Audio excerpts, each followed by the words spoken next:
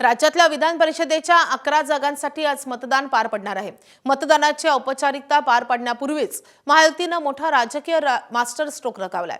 या 17 पैकी तब्बल 6 जागांवर महायुतीचे उमेदवार बिनविरोध विजयी झालेत। या बिनविरोध विजयामुळे सत्ताधारी भाजप, शिवसेना आणि राष्ट्रवादी काँग्रेस महायुतीच्या गोटात प्रचंड उत्साहाचं वातावरण आहे। हा विजय म्हणजे आगामी उर्वरित जागांसाठी महायुतीला मिळालेला मोठा बूस्टर डोस मानला जातोय।